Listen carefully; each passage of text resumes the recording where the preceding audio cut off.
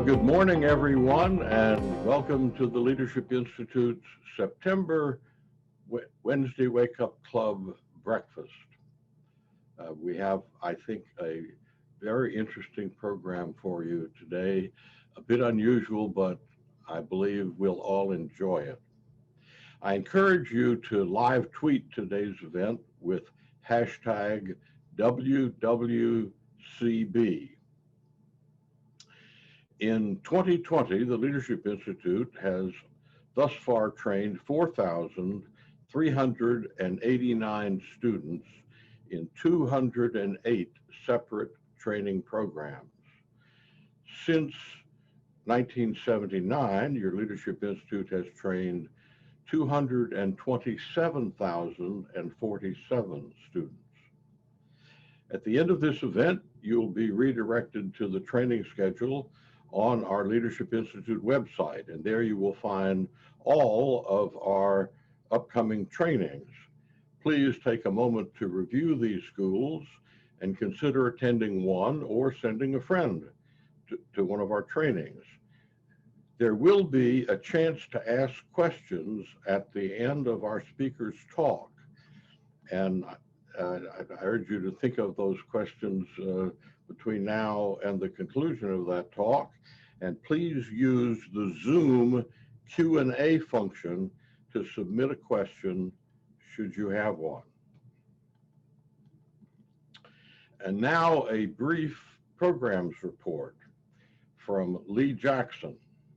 Lee is the director of the Leadership Institute's flagship training program, our Youth Leadership School.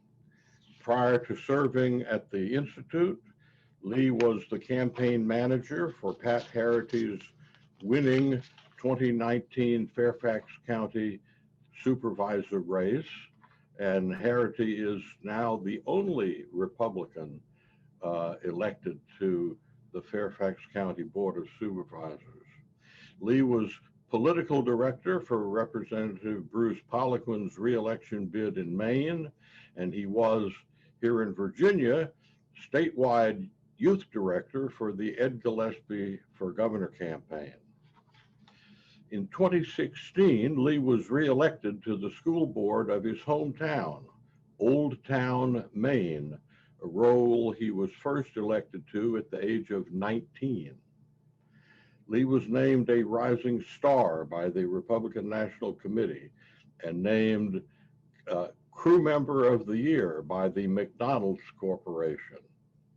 Additionally, Lee was awarded the key to the city of Old Town. I'm thrilled that the Leadership Institute has continued to provide the Youth Leadership School to the conservative movement through this difficult time, and even more thrilled that it will be done again in person soon. And I wish to thank the kind, devoted, generous donors whose support makes all this possible. Lee, let's give your report. Yes, sir. Thank you. Well, good morning, Morton, and good morning to all of our friends from the East Coast to the West Coast and everywhere in between with this special time. Like Morton said, my name is Lee Jackson, and I am the director of the Youth Leadership School here at the Leadership Institute. And that pretty much means that I have the best job in the world. Every day, I get to wake up and plan and recruit and mobilize young conservatives to get involved in this campaign cycle and hopefully stay politically involved for the rest of their lives.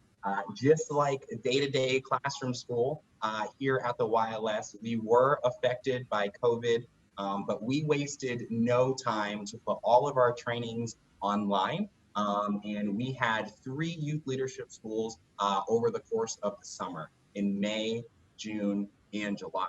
But I'm really happy to report that we actually saw an increase of our internal metrics of how we grade our students, some of the best of the brightest this year compared to last year, even in the age of COVID. And since March, we've trained in the YLS division more than 485 students. And we just had another training a couple days ago, so I'm sure we're probably close to 500, if not even over. Coming up, as Morton said, I'm really happy to say that we have 3 in-person YLSs in the month of September, and we're working hard to plan more. But we are not this weekend, but the weekend after, we'll be in Pittsburgh. Following that, we'll be in Atlanta, and then finally Vegas. And I'm really excited to be back in person. My personal story is I was a volunteer for a LI trained youth director in 2014 who found me and then recruited me to take a YLS in 2016. So for me, it's kind of come full circle and really, really personal to me, just to find these young students and get them involved on campus and in campaigns. So that's my quick programs report, but thank you so much for joining us. And if you have a young person who wants to be trained, feel free to send them to me or send anybody to me. We'll train everybody, but really looking forward to being back on the road and in these in-person trainings coming up this month, September. Thanks a lot, Lee. I want everybody to know that Lee is doing a really outstanding job putting on highly successful and necessarily innovative training through this time. He's an extraordinary fellow, and I'm so pleased that he's working with us here at the Leadership Institute. And now I want to present our featured speaker. You may know that Kellyanne Conway was scheduled to speak now, and our current speaker was scheduled to speak next month. But Kellyanne is stepping down from her position as counselor to the president, and she just couldn't be with us today. But we have an unusual, and I think you will find very interesting speaker, Evan Sayet. He's the nation's leading conservative political comedian, and he's in demand as master of ceremony for Republican and conservative events. He also wrote the best-selling book, The Kindergarten of Eden, Now the Modern Liberal Thinks, How the Modern Liberal Thinks. And recently he wrote The Woke Supremacy, an anti-socialist manifesto. Evan likes to say that he's in the conservative thought industry. And this is because he is at times a speaker, an author, a columnist, a political comedian, a campaign advisor, a speechwriter, and a contributor to the political discourse through any number of other ways. Evan gave a lecture at the Heritage Foundation in 2007 that was legendary. Andrew Breitbart called it one of the 5 most important conservative speeches ever given. And it remains, all these years later, by far the single most viewed lecture in the Heritage Foundation's history. Evan's new book, The Woke Supremacy, an anti-socialist manifesto, has been compared to Thomas Paine's Common Sense and provided the definition, history, and explanation of woke ideology, just as it quite literally is bursting onto the scene. Evan was born in New York City and went to school in Rochester, New York. He moved to Hollywood and enjoyed a career as a stand-up comedian, television writer, and eventually video producer. However, after 9/11, he rethought, or more accurately, thought about for the first time, his political and social beliefs. Since then, he has dedicated himself to conveying and promoting the values of America that have given him freedom and allowed him to pursue his life of liberty and happiness.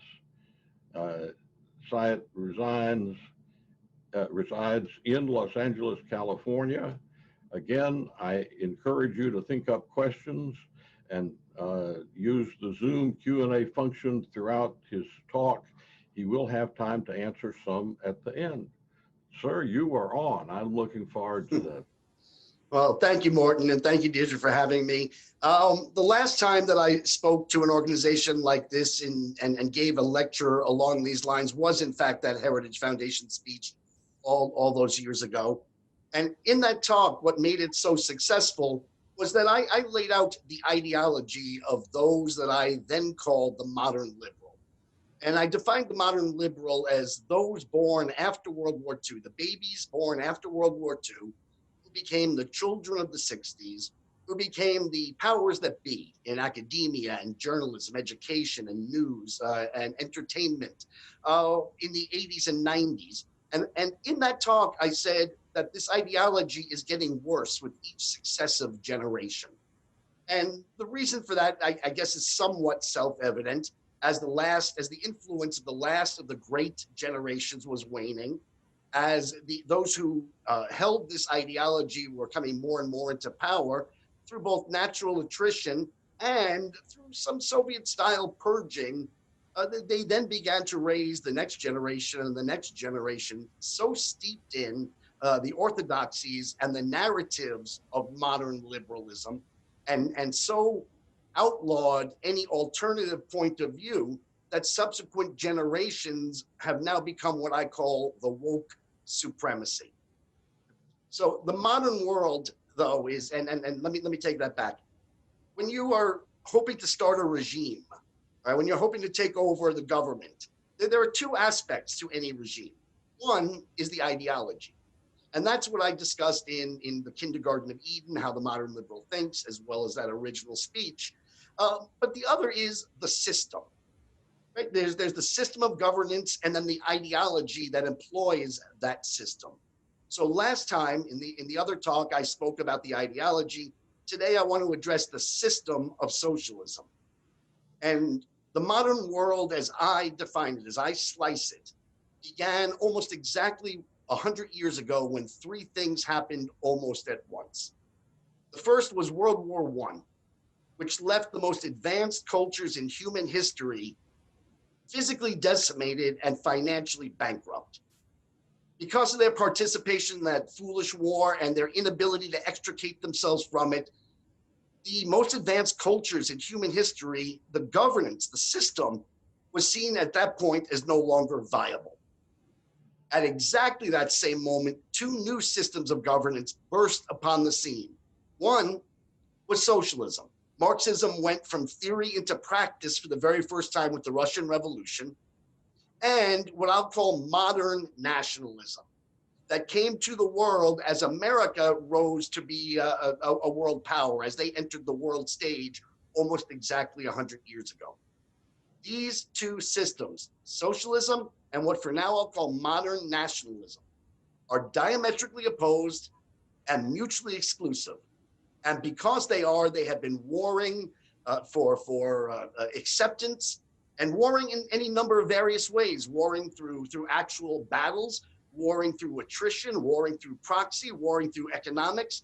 But for 100 years, it has been modern nationalism, American style nationalism versus socialism. When the German socialists were defeated, and then with the collapse of the Soviet socialist empire, it was generally recognized that this battle had been won. I mean, Francis Fukuyama called it the end of history, in that the search for the best system of governance had been decided, and the winner was the prosperity and the progress and the good health and the long life brought by nationalism, modern nationalism. And the loser, it ended up on the ash heap of history, as Ronald Reagan said it should, was the devastation and the human devastation, the economic devastation of socialism. Well, socialism is back. It's calling itself democratic socialism this time. But the great argument that I make in my book, The Woke Supremacy, is that socialism is misunderstood to be an ideology. It is not an ideology. It is a system of governance and a way of organizing the globe that any number of ideologies can then embrace. So as I go through my talk, I'm going to mention people like Stalin, Lenin, Hitler, Mao. And I want it to be very clear that I am not comparing democratic socialism to Hitlerism, Leninism, Stalinism, Maoism. Those are the ideologies. What I'm comparing it to is the system of governance that is socialism. So let's start with just something so obvious that not even the Democrats even attempt to deny it any longer. Hitler was a socialist. I mean, it's an awfully hard thing to try to deny when the name of your movement, the name of your party is the National Socialist Workers' Party, and the government he controlled all of the essential means of production, as well as the culture itself. I mean, that's almost the very definition of socialism. In fact, what the Democrats tend to do is say that Hitler was the wrong kind of socialist, right? While he was a national socialist, the emphasis being on his nationalism, they are democratic socialists. And therein, at least they say, lies all the difference. The problem is that these modifiers that the left uses to kind of muddy the waters don't in any way actually change the system they all equally embrace. The word democratic, as in democratic socialism, it doesn't refer to a system of governance. It only refers to the means by which the individuals intend to first come to power. They intend to come to power through the democratic process and then employ the socialist system of government ownership of all essential industries and de facto ownership through regulations and taxation of all the others. In fact, Hitler could have well called himself the father of democratic socialism because he too brought his socialist system of governance to the world via the democratic process. At the same time that Hitler was a national socialist, a nationalist modifier, no more proves Hitler to have been a nationalist than the fact that LeBron James plays basketball in the National Basketball Association. Right? James is simply too good a basketball player to play at a local or a regional level, so he played in the National Basketball Association. Hitler was too good a socialist to govern on just a local or regional level, so he headed up the National Socialist Party. Hitler's movement wasn't the Nationalist Socialist Party, it was the National Socialist Party. Its name no more proving it to be a nationalist movement than the Democratic National Committee, the National Academy of Motion Picture Arts and Sciences, or even the National Sewing Club for that matter. The fact that Hitler wasn't a nationalist should be obvious to even the most casual observer of history. After all, one of the first things Hitler did when he came to power was to destroy the nationalist symbols of Germany. He replaced them with the swastika and other symbols of his greater ambitions. At the same time, being a German did not, the supreme trait wasn't found in being a German, as millions of German Jews testify with their treatment, nor does not being a German prevent you from being a good Nazi. When being a German comes with no special protections and not being a German comes with no disqualifying costs, it's hard to argue that Hitler was a German nationalist. And he wasn't. He was a global socialist who, at least in those two essential ways, is no different than Alexandria Ocasio-Cortez or your favorite barista at Starbucks. In the meantime, the other opportunity is nationalism. So what do nationalists believe? Nationalism gets a bad name because people think of the antiquated version of what it means. See, prior to America's arrival on the world stage, the nationalists believed that their king or their czar was anointed by God.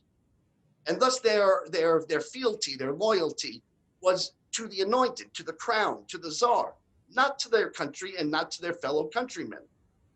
In fact, when the modern liberal or the woke argue against nationalism, they're actually weakening their own position. Because the nationalism of old is more like socialism in that a venerated government owns everything within its realm. What the modern nationalist believes, and I'm just going to call us nationalists from now on, is that the world with its 8 billion people, its 7,200 languages, its 4,200 religions, and an incalculable number of further complicating issues such as climates, varying climates, natural resources, topographies, and whatnot is too complex for the kind of one-size-fits-all policy that globalism and socialism require. You see, Hitler tried to take over the world. People who try to take over the world, who want one world governance, are called globalists. The people who fought Hitler, who sought to protect their fixed borders and their national sovereignties, were called nationalists. What a globalist intends to do with the globe differs and can differ greatly depending on the ideology of the globalist, but anyone who seeks one world governance is a globalist. What the nationalists seek to do with their nations can differ and differ greatly depending on the nations themselves. But those who seek to retain fixed borders and national sovereignty are the nationalists. Now, not all globalists are socialists, but all socialists are globalists. In fact, it's written into the very founding document of socialism. It's why Karl Marx made his ultimate call to action, not just for the people of Russia to unite, not just for the people of, say, Europe to unite, but for the people of the world, the workers of the world to unite in what he intended to be a global revolution. And while this idea of socialists wanting to take over the world, being globalists, might sound like just the dreams of madmen and sociopaths, it's in fact the end game of every socialist. It's built into the system of socialism, whether he screams it with vicious vitriol like Hitler, whether he delivers it in market-tested sound bites like Elizabeth Warren, or whether he puts it to a happy tune like John Lennon. You know, I always find it odd when I attempt to give this talk that in the same sentence I'm talking about Hitler and John Lennon. You know, they're the most evil person to have ever lived and the nicest guy to have ever lived. But that's exactly the point, is that once the socialist system is embraced, it takes over above ideology, right? It's the system itself that is evil. And this is something that Orwell recognized. But if you look at the three requisites of paradise, because every socialist ideology is a utopian ideology, what they believe the perfect world will look like differs according to ideology. But Marx and Lenin and Stalin promised a workers' paradise. You and I might not agree, and I sure hope we don't, but Hitler envisioned the perfect world of his imagination. Mao imagined the perfect world of his imagination. And the three requisites for the socialist utopia, whatever vision of utopia it is, are the same, and they're laid out by the lovely John Lennon in the song Imagine. Right? It's imagine there are no personal possessions, no countries, and no religions. Well, no countries is the very definition of globalism. No possessions is exactly the economic model of socialism, and no religions. Every socialist entity from Marx till today has had a vicious antipathy for religion and religious people. Now, in the lovely version of paradise that John Lennon wants us to imagine, by eliminating personal possessions, you'll eliminate the need for greed. He says it in the song. By eliminating countries, you'll eliminate the xenophobia. And by eliminating religions, you'll eliminate the wars that come from believing you have God on your side. It truly is a nice vision, I guess. Their hope is for peace and love and understanding. But in order to get there, there has to be some pretty atrocious behaviors. This has been true not only of every other socialist entity, it's written into Marx's theory. In the perfect theory of the perfect world. This is before even human beings tainted with our own sins and our own shortcomings and our own failures. In the perfect writing of the theory, Marx says there must first be a dictatorship of the proletariat. That's the stage we're in America right now with the woke supremacy. The problem is no socialist entity has or even can ever pass through the dictatorship of the proletariat. And even in the most lovely telling of the song, at the very end, what John Lennon promises us is that all the people, all the world will live as one. That's the promise that every socialist has ever made. The only difference is who the one is. Who the one is changes according to each ideology. According to Lenin and Stalin, the one was the worker. According to the German socialists, the one was the Aryan.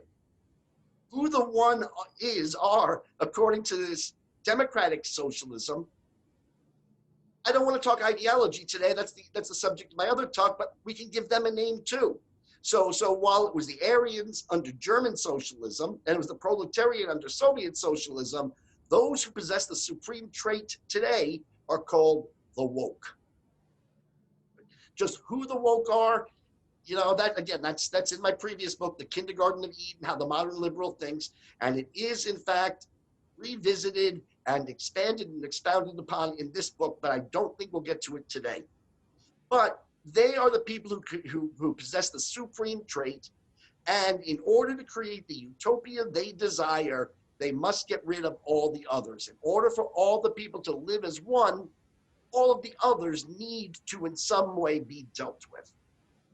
Now, while we don't yet know exactly how the democratic socialists intend to rid the world of the others, and the others, according to Lenin, according to John Lennon, are those who believe in the right to the fruits of their own labor, those who believe in the protections that national sovereignties bring, and those who believe in the higher moral codes that religions offer.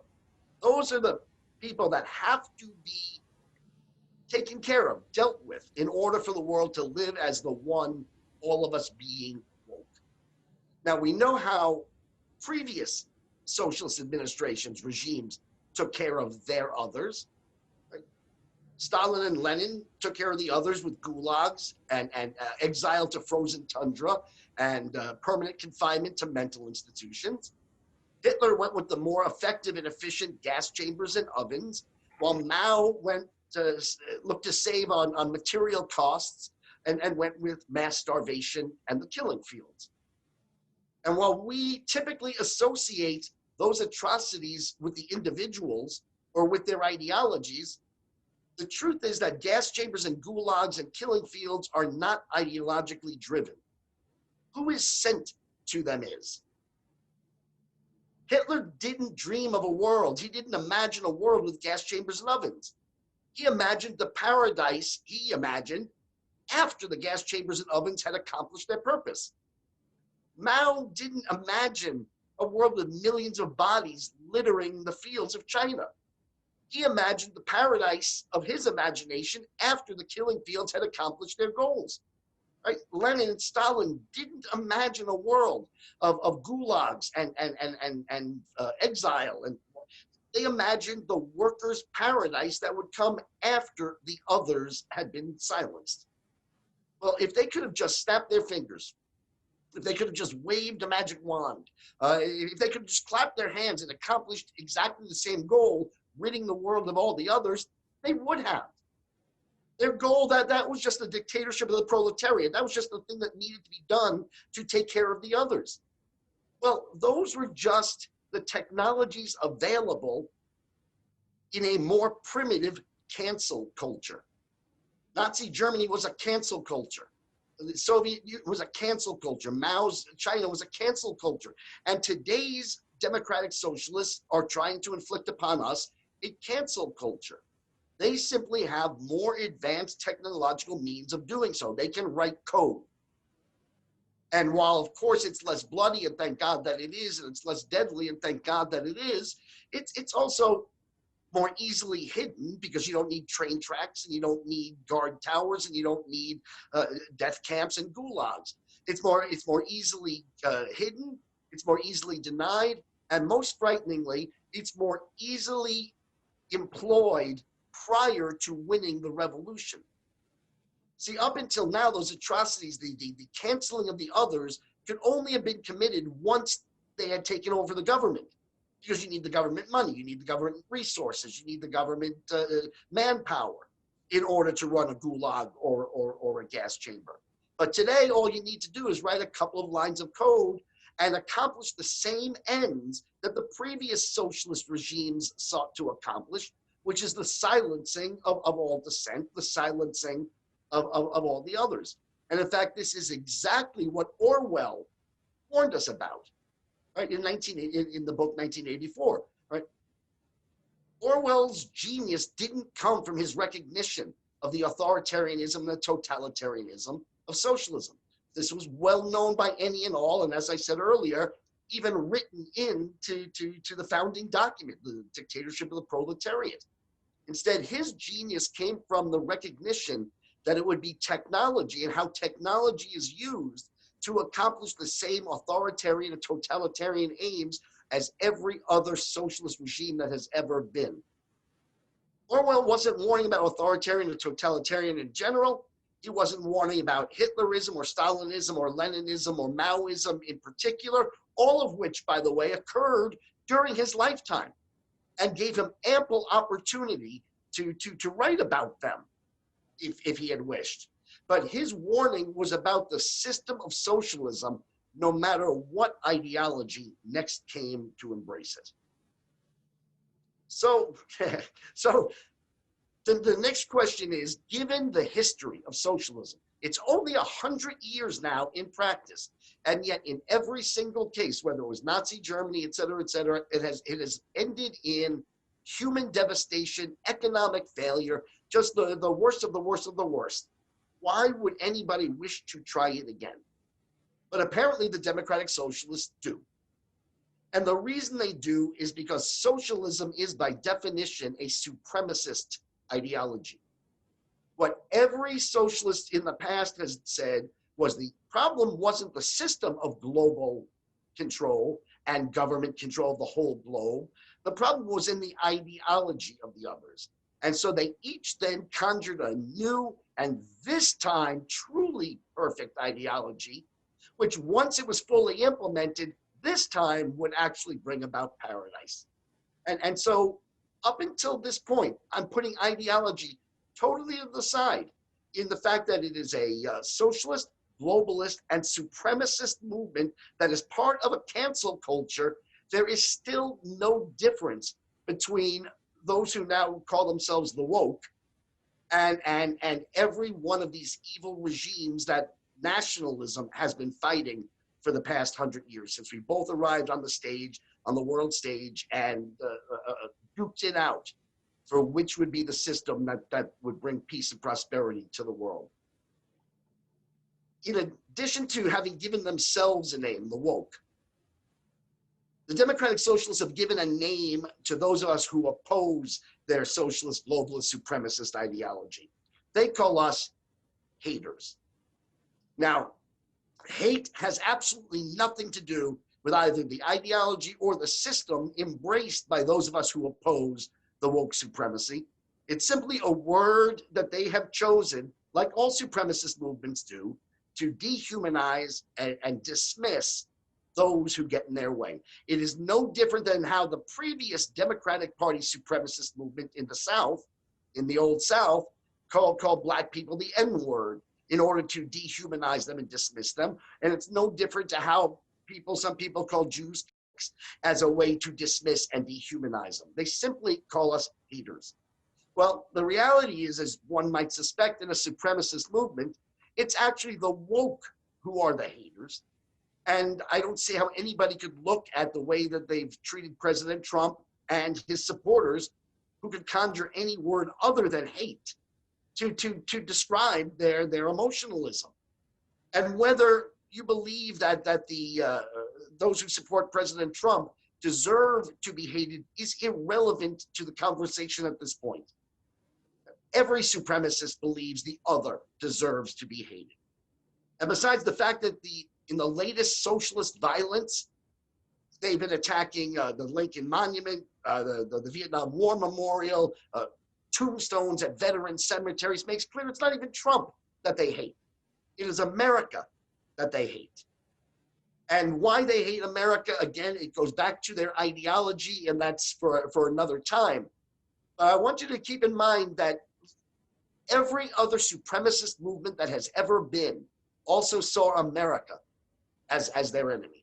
Whether it was the secessionist white supremacists of the South, whether it was the Japanese and German supremacists in World War II, whether it's the Islamicist supremacists today.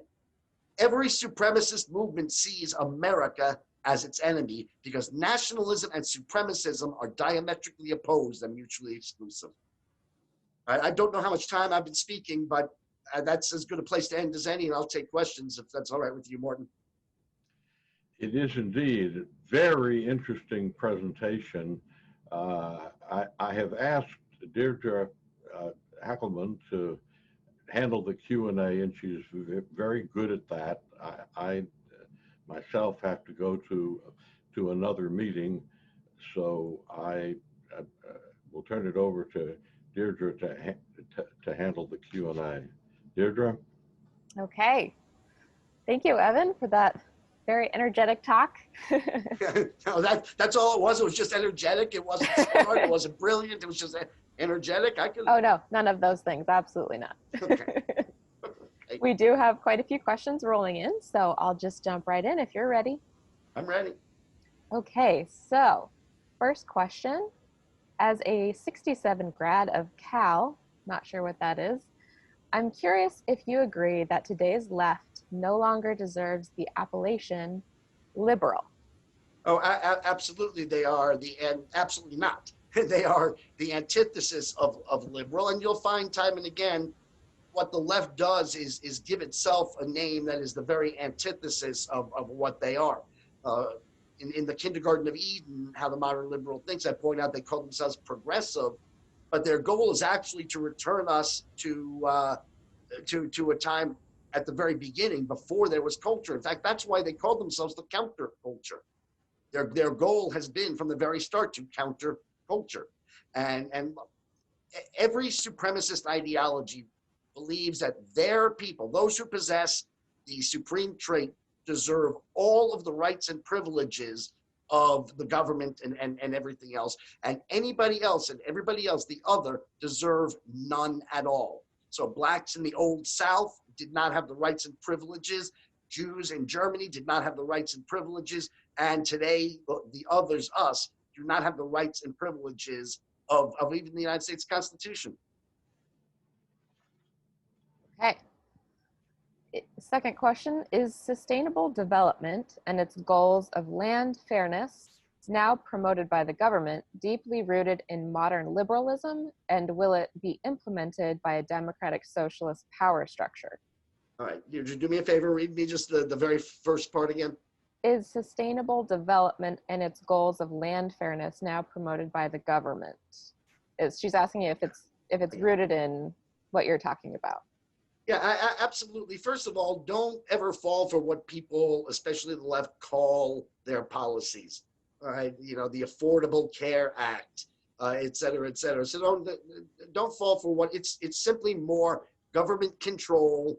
It's more of an opportunity for the elite, or what Thomas Sowell would call the anointed, to control every aspect of our lives. So I would look more into the specifics of the policy and not just the name. Okay. From Chris Orr, I think you may be friends. He says, my question for you is this. If the American Socialists manage to, 1, retake the White House and Senate, and 2, retain the House, how soon before they start concentration camps and or gulags for the purpose of imposing their politically incorrect opponents? Right. I'm not so sure that they're going to need those infrastructures of the past. There are technologically advanced ways for them to do the same thing. It's going to be pretty quick. It's going to be almost instantaneous in that Barack Obama had already weaponized the U.S. government against the others. He had already, weaponized the IRS. He had already weaponized the FBI. The only reason he didn't do more was because they assumed that Hillary was going to win and they would have 8 more years to implement this. And why make the frogs jump? But now that Trump has shown them that they don't have a clear path, they're not going to make that same mistake again. And as soon as they take power, they will use the mechanisms and the power and the money and the establishment of the federal government against those of us who they call the other, and justify it by calling us haters. And look, free speech isn't hate speech isn't free speech. There goes our First Amendment. They're coming after our Second Amendment, et cetera. I don't think it'll be very long. In fact, I see the election coming up sort of the equivalent of a landing at Normandy. If we win, if we land successfully and we win, that's just the beginning of a long struggle to come. They are still entrenched in academia. They are still entrenched in news and entertainment. They've turned education into their ministry of indoctrination. They have turned news and entertainment into their ministry of propaganda. They have the ministry of social communications. And it's just, even if we are to win, the only question is, will they also have the full power and authority of the government behind their revolution? Okay, next question. She says, what books or thinkers would you credit as having helped you build this intellectual foundation that overthrew your prior liberalism? Well, actually, I came to read the books after I'd made the mental leap that something wasn't right here as calling myself a Democrat, voting Democrat, thinking that New York City liberal Jew meant that my values were in the Democratic Party. I had recognized that first, and in fact, even began to write the very foundation of what became that famous speech, and then the book, The Kindergarten of Eden, prior to. And then people said to me, you really should read. And then I read The Closing of the American Mind by Alan Bloom. And that certainly has had a great influence on me. Thomas Sowell has had a great influence on me. Believe it or not, because it's in the negative, but reading, Christopher Lash's The Culture of Narcissism has had made a significant contribution to my understanding. Great. Marina asks, do you see the pendulum swinging towards more conservative values for future generations? I had read somewhere that children born after 2004 are as conservative as our World War II grandparents and great-grandparents. What can we do to help further our conservative values? Right. I've seen the same studies, I've seen the same report, and there is some hope in that they are more anti-abortion, for example, and more conservative about their own fiscal well-being. A lot of that actually comes from fear.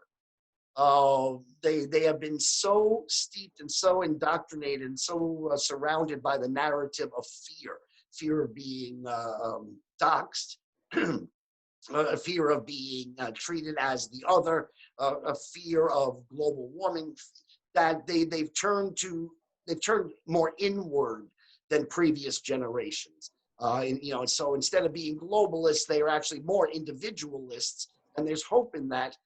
But there's also a little bit of, it's a little bit disconcerting, the reason for their conservatism. Now, that being said, there is also the reality that the left has pushed so far that this new generation is hungering to hear alternative points of view. So that they both exist together. But yes, there's certainly, the numbers seem to indicate that this generation is more conservative than the recent past. Jeff asks, any thoughts on persuading the rank and file of liberals where their leadership is actually headed, or any other thoughts you have on blunting the woke movement? Yeah. I have a program. It's not really a program. I call it a program so it sounds good. I call it Adopt a Democrat.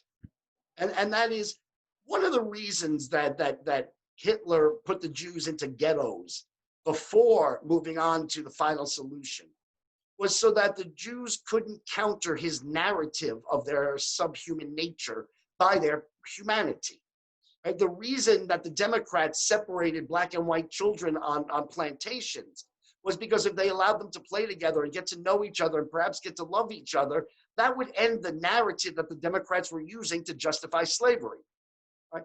When we allowed them to ghettoize us by intimidating us into not speaking, by shutting us down on social media networks, by not wanting to cause trouble at the family picnic, so we keep our mouths shut, we're agreeing to self-ghettoize, and that's got to end because they are dehumanizing us. You know, or attempting to dehumanize us. There's a story in my book, in the Woke Supremacy, about late night talk show host Jimmy Fallon and how he went from first to third place overnight, and how they so threatened him on social media that he wrote back, "What do you want me to do? Kill myself?" This came the day after he had tasseled Donald Trump's hair. Donald Trump was a guest on the show. And the crime he had committed, you see it over, you would hear it over and over again. It was the Huffington Post, and was that by doing so, he had humanized Trump. Their goal is to ghettoize and dehumanize. And that's a very frightening mid-level between where we are now and the final solution to the others. So you've got to have the courage. The first thing you got to do is recognize that this is war.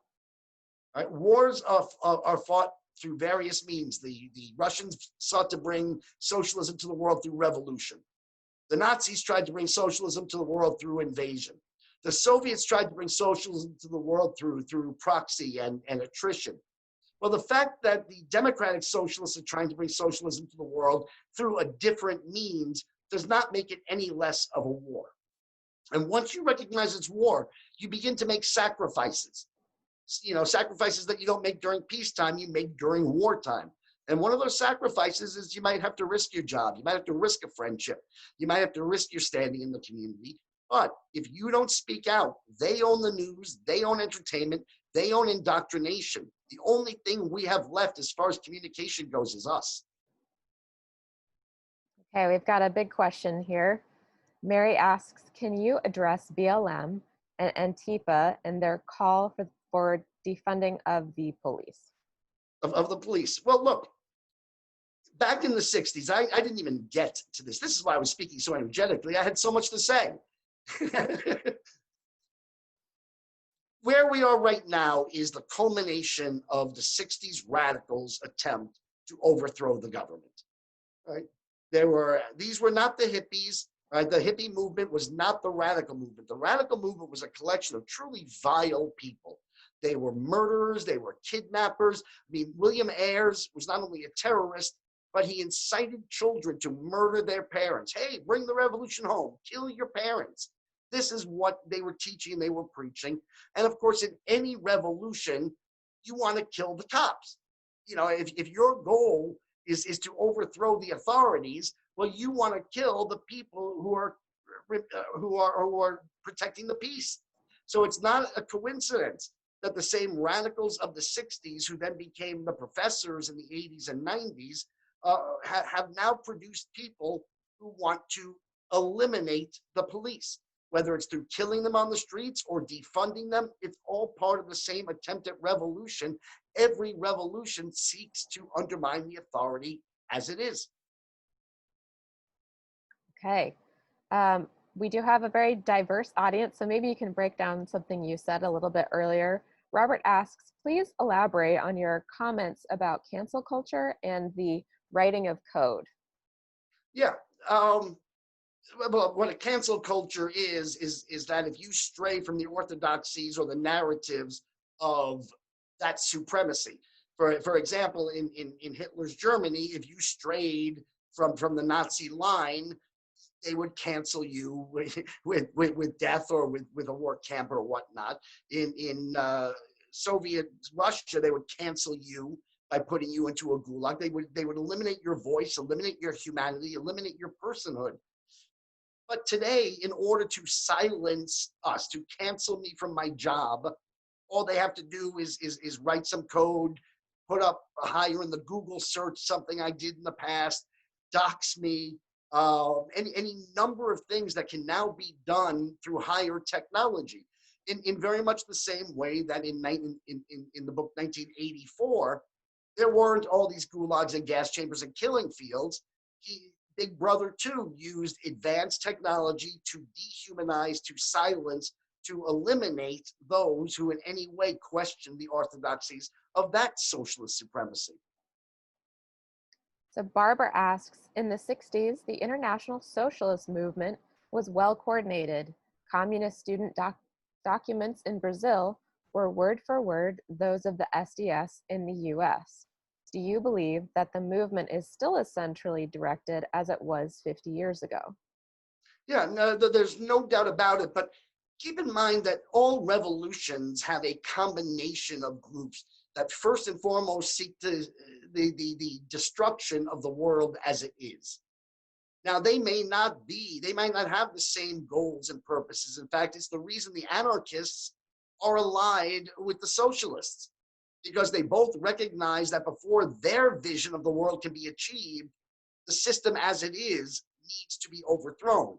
So are those disparate groups, the anarchists and the socialists, getting their talking on their walking orders, their talking points from a central location? Probably not. But one thing about being so steeped in the orthodoxy of wokeism is you don't really need your marching orders. You don't really need your talking points, because once you embrace the supreme trait of wokeism, the narrative pretty much writes itself. So one guest asked, you spoke about kind of a different way of defining nationalism than some of us are used to, or that some people have defined it as. So how can current nationalism, or people who say that they are nationalists, separate themselves from being branded in terms of the haves instead of the have-nots, or as Trump has been labeled, the royalty? Right. Well, I'm not sure, because if there was a better way, I would have done it. Because it's essential that the nationalism of old wasn't really nationalism. It was hero worship. You worshipped the king. You worshipped the czar. Whereas American-style nationalism says, I respect those from across the border to live the life the way they wish, and anyone who's a citizen within my border has equal rights based on citizenship. See, in the supremacy, you don't have equal rights based on citizenship. All rights go to those with the supreme trait, right? A Jew in Germany did not have equal rights with all other Germans because he was a German. A black in the Democratic Party run Old South didn't have equal rights because he was an American. He had lesser, if any, rights because he didn't possess the supreme trait. And that's what modern nationalism, and perhaps just putting that word in front of it, modern nationalism as opposed to nationalism, draws a distinction. And then be prepared when somebody says, what's the difference, to provide the difference. Okay, Richard asks, can you suggest 2 or 3 powerful questions we can ask that would place the modern AOC-style American socialist into a defensive position?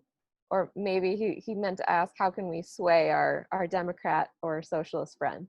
Yeah, well, one mistake that we make is that we know that we are so right.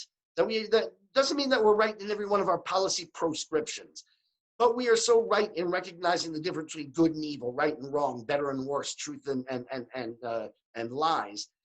And then we expect that we're talking to people like us, that we try to win the debate. We try to explain it to them quickly. We want to convert them right now, and that's not going to happen. And the reason for that is in my previous book, The Kindergarten of Eden, How the Modern Liberal Thinks. I doubt that we have time to delve into that now, but the modern liberal is a moral and intellectual child. All right. And the reason for it is, that's why the book's called The Kindergarten of Eden, How the Modern Liberal Thinks. And the reason for it is they think the supreme trait is indiscriminateness. All the evils of the world had come from people discriminating between a better form of government, a better body shape, a better religion, so the way their utopia is based on eliminating discriminating thought. And that's very much like the child, because discriminating thought is exactly what makes us grown-ups. So in my program, I call Adopt a Democrat. I argue that it's very much like adopting a child. We need to stop trying to make everything a teachable moment. If you did that with your child, they would hate you and they would rebel. So when you see something truly outlandish, truly beyond the pale, like the riots, for example, point it out, make one good, smart point. The point I tend to make when they blame Trump for it, I say, President Trump is the president of a nation with 50 states. 45 of them don't have riots. 45 of them don't have the coronavirus, certainly not to the level of New York, et cetera, et cetera. The 5 states that do are all Democrat run. I think you should just do the math. Boom, there it is. And then you move on, just like with your child. Have fun with them. Talk about something else. I'd say talk about sports, but you can't anymore. I'd say talk about the weather, but you can't anymore. But find some way to just enjoy the people that you love, enjoy the people that you have to be with. But when an opportunity arises, just point it out, plant the seed. Don't expect to grow the whole plant that day.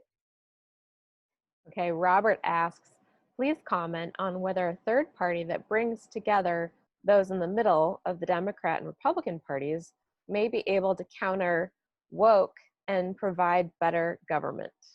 Absolutely not. This is some place where the left has to just be totally repudiated. There is no middle ground to be found. Either you think America is great, or you hate America. That's the first question that has to be asked. And that, by the way, is the reason the revolution failed back in the 60s, was that the people that they were trying to get to join the revolution didn't hate America. Even there's a great story in my book about the great boxer Muhammad Ali, who went to train in Africa for a big fight in Zaire. He wanted to be supportive of the continent of his ancestors, and he brought his entourage there. And he trained. And when he came back from Africa, the reporter said to him, what do you think of the continent of your ancestors? What did you think of Africa? And Muhammad Ali, a black man from the still democratically controlled South, who had long before already converted to Islam, said, quote, "Thank God my granddaddy got on that boat." Right now, what has to happen is that the left needs to be entirely repudiated come November. With them being ejected, the prominence in the Democratic Party, that would be Nancy Pelosi, Chuck Schumer, Joe Biden, the ones who care about nothing other than being elected, the power and the money that comes from it, who are only on the left today because that's the way the wind seems to be blowing. They will cut loose the far left and they will move more to the right, and it'll go back to, at least in some part, being what it always was in America, a political spectrum that saw everybody recognizing America's greatness. The question was how to make America better. The left tended to prefer more expensive federal programs. The right tended to prefer more local programs, cheaper and more local programs, and we negotiated somewhere in the middle. All right, well, that's a really strong place to end. We're out of time, and there were tons more questions we could have gotten to, but we want to be respectful of your time. And one thing Morton did not mention before he left was that all of our speakers get an Adam Smith tie. So please keep an eye out for that in the mail, Evan. For the audience, please join us on October 7 for our next Wednesday Wake Up Club breakfast. Again, it will be virtual and at 11 a.m. going forward. And I encourage you to RSVP online at leadershipinstitute.org/breakfast. Thank you all for joining us again. And until next time, stay well.